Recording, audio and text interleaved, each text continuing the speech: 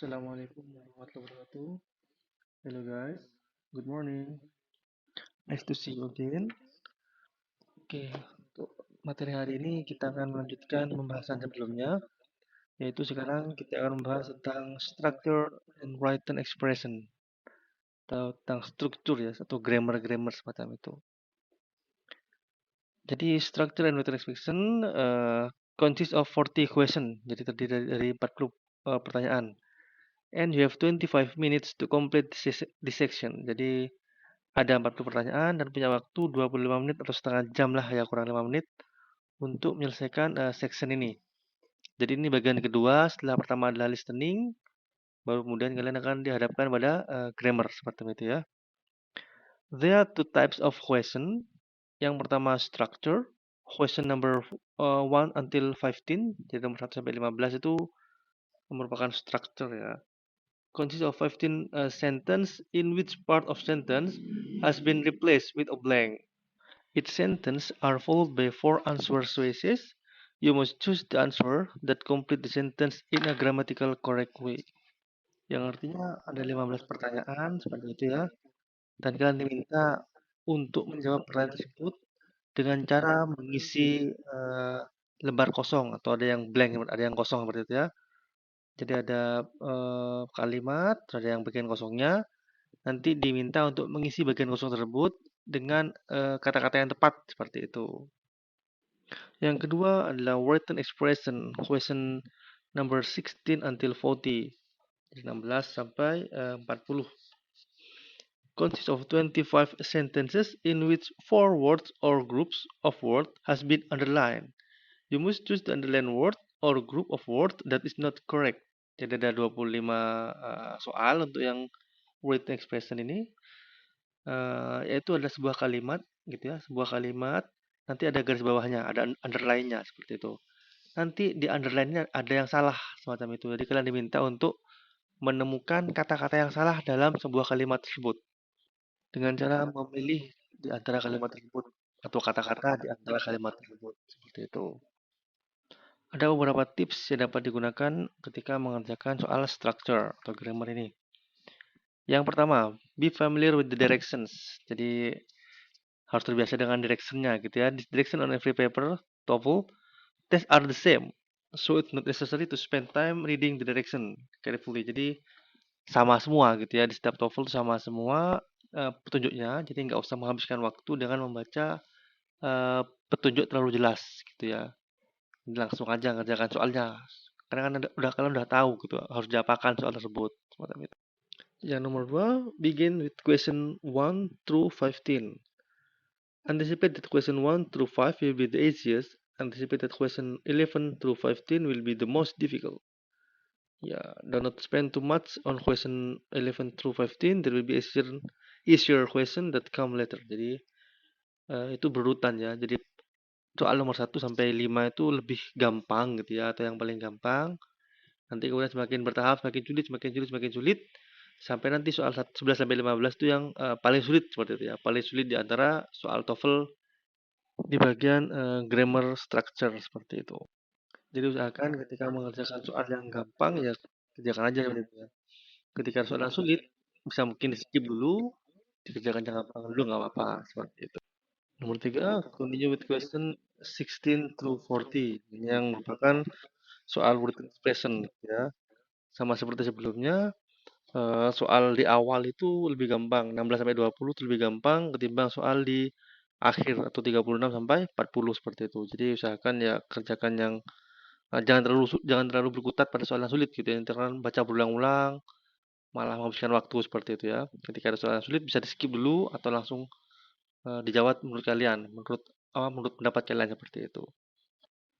Berikutnya, if you have time, through to the question 11 through 15. Nah ini, kalau punya waktu gitu ya, bisa kembali ke soal 11 sampai 15 yang lebih sulit seperti itu, karena butuh banyak waktu. Takutnya ketika kalian terlalu berkutat sama 11-15, malah waktunya udah habis.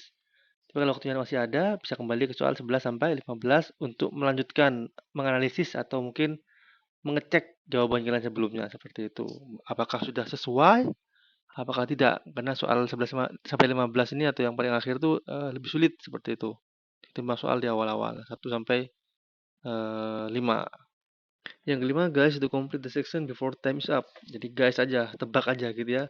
Ketika waktunya udah habis, tebak aja kira-kira yang mana yang benar seperti itu ya. Kalau ada eh, 5 yang belum terjawab, ya tebak aja lima-limanya seperti itu. Karena nggak ada pengurangan poin meskipun jalan salah. Jadi intinya jawab semua pertanyaan di soal TOEFL, jangan disisakan. Karena in the TOEFL test there is no what is it minus point, nggak ada pengurangan poin seperti itu. Baik, kita lanjut ke slide berikutnya, skill one. Jadi soal tentang structure ya, bagian awal, bagian structure ini, grammar bagian structure. Skill one, be sure that sentence has a subject and verb. Jadi pastikan ya bahwa sebuah kalimat itu memiliki subjek dan verb. Note, you have to know in English should have a subject and verb. Jadi setiap kalimat dalam bahasa Inggris itu memiliki subjek dan juga verb atau kata kerja. The most common types of problems that we'll encounter in the structure section of the TOEFL test have to do with subject and verb. Perhaps the sentence is missing either the subject or the verb, or both. Or perhaps the sentence has an extra subject or verb. Jadi kadang-kadang ada kalimat yang kehilangan subjeknya, ada kehilangan verbnya, atau kadang-kadang memiliki extra subject dan verb seperti itu. Oke, kita lihat contohnya. Bla bla bla was backed up for miles on the freeway, gitu ya. Kira-kira apa yang hilang? Kalau di depan berarti kemungkinan yang hilang adalah bagian subjeknya gitu. Yang mana subjeknya kira-kira ya? Kalau yesterday in the morning itu merupakan kata keterangan seperti itu ya. Sementara traffic and cars itu merupakan kata benda. Jadi kemungkinan adalah traffic atau cars jawabannya. Terus kita lihat kalimatnya bla bla bla back up for miles on the freeway. Back up itu artinya apa ya? Kalau di ibaratkan tuh apa? Mengantri gitu. Apa? Nyandar atau nggak jalan gitu ya. Selama bermil-mil di jalan bebas freeway gitu ya. Jalan tol. Jadi kira-kira apa ya, Dok? Adalah cars. Jadi mobil itu nggak jalan bermil-mil, jalan bebas hambatan. Seperti itu. Kita lanjut ke nomor 2. Engineers, bla bla bla, for work on the new space program. Kira-kira apa yang hilang ini? Bagian verbnya. Karena subjeknya adalah engineers. Sudah ada seperti itu. Kira-kira apa yang merupakan verb? Jadi are needed. Yang B. Jadi engineers are needed atau dibutuhkan untuk bekerja di New Space Program atau program luar angkasa seperti itu. Oke, kita lanjut ke slide berikutnya ya, skill 2. Be careful of object preposition. Jadi hati-hatilah terhadap object preposition atau preposisi itu kata yang mendahului kata depan seperti kata yang mendahului itu disebut sebagai preposition. Biasanya merupakan kata keterangan seperti itu preposition. Note, a preposition is followed by a noun or pronoun that is called an object of preposition. If a word is an object of preposition is not subject. Jadi kalau merupakan objek preposition atau kata keterangan seperti itu ya, itu merupakan bukan subjek. Dan berbeda dengan subjek seperti itu. Contohnya, with his friend bla bla bla found the movie theater. Dengan temennya gitu ya. Itu bukan merupakan subjeknya. Tapi subjeknya adalah yang berikutnya. He with his friend he found the movie theater seperti itu. Jadi with his friend itu bukan subjek tapi merupakan objek preposition. Jadi ya kata keterangan yang mendahului atau yang menjelaskan seperti itu ya. Atau juga contoh di bawahnya yang the interview Brigadier Broadcaster work carried live by the station. Di kalimat tersebut yang merupakan subjeknya adalah the interviews ya, bukan broadcaster. Jadi the interviews merupakan subjeknya, work carried merupakan verbnya. Harusnya the interviews were carried by the broadcaster live by the station. Jadi ini adalah terbalik, tertukar gitu ya. Jadi yang salah adalah yang were carried, harusnya dia itu di depan, bukan di belakangnya by the broadcasters. Begitu juga yang di bawahnya in the in the last possible moment before take off took gitu ya, itu kan subjeknya nggak ada, harusnya kasih I took his seat in the airplane. Jadi seperti itu. Oke, kita lanjut ke slide berikutnya, skill 3. Be careful of a positive. Jadi berhati-hati terhadap a positive gitu ya. An appositive is a noun that comes before or after another noun and is generally set off from the noun with comma. If a word is an appositive, it is not the subject. Jadi appositif itu adalah kata benda yang ada setelah kata benda sebelumnya, seperti itu. Fungsinya apa? Sebagai penjelas biasanya dia. Contohnya ya, Tom, a really good mechanic, is fixing the car. Jadi Tom itu adalah mekanik yang bagus. Jadi yang di koma-koma itu adalah sebagai penjelasnya. Jadi subjeknya adalah Tom ya. Yang positif itu sebagai penjelasnya aja, seperti itu. Baik, kita lanjut ke contohnya ya. The example. Blah blah blah George is attending the lecture. Nah, kira-kira apa ya? George is attending the lectures. Yang mungkin ada yang D. My friend George, temanku George. Jadi temanku adalah George. Jadi George itu sebagai penjelas kalimat sebelumnya, yaitu my friend, seperti itu. Oke, kita lanjut ke soal nomor 2.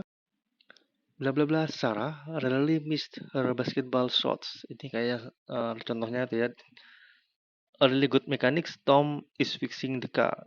Jadi yang depan itu merupakan penjelasnya dari yang berikutnya, seperti itu ya. Pokoknya yang diapit 2 koma atau kata depan terus ada komanya, itu biasanya sebagai penjelasnya. Berarti di depan ini merupakan kata penjelas dari Sarahnya, seperti itu ya. Nah, dan ini bukan merupakan kalimat, jadi nggak ada subjek, predikat gitu ya. Jadi merupakan kata benda gitu aja, hanya penjelas saja. Jadi kira-kira yang paling benar adalah untuk yang soal nomor 2 adalah yang A. An excellent basketball player, Sarah really miss her basketball shots. Jadi Sarah itu adalah seorang pemain basketball yang luar biasa gitu, yang hebat, seperti itu. Jadi an excellent basketball player, Sarah. Nah, kalau yang bisa lah karena ada is-nya. Jadi dia tuh nggak ada kata kerjanya, jadi hanya merupakan kumpulan dari noun sebagai penjelas, seperti itu ya. Yang D juga salah. Yang D, her excellent basketball play, ini malah kurang jelas yang D ya. Her excellent basketball play kan nggak jelas apa maksudnya, seperti itu. Oke, jadi intinya kalau positif itu merupakan kalimat penjelas, dan dia bukan merupakan sebuah subjek. Jadi nggak harus ada verbnya, seperti itu ya. Oke, kita lanjut ke slide berikutnya, skill 4. Be careful of present participle. Note, a present participle is the ing form of the verb. Jadi yang ada ing-ingnya itu adalah present participle namanya. The present participle can be one, part of the verb. Jadi merupakan sebuah kata kerja, seperti itu ya. Atau yang kedua, an adjective. Jadi bisa merupakan kata kerja, bisa juga merupakan kata sifat, atau juga mungkin kata keterangan, adverb ya mungkin. It is part of verb. Jadi merupakan verb when it's accompanied by some form of verb be. Jadi kalau ada be-nya, am, is, was, itu merupakan verb, kata kerja gitu ya.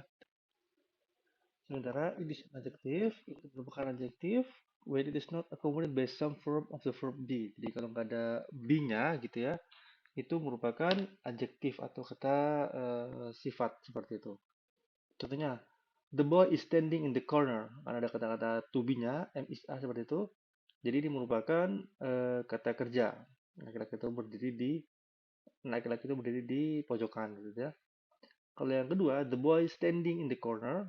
Laki-laki yang berdiri di pojok itu was naughty, sangat nakal. Nah, itu jadi yang B ini merupakan kata sifat. Standing ini menyifati dari the boy itu. Seperti itu.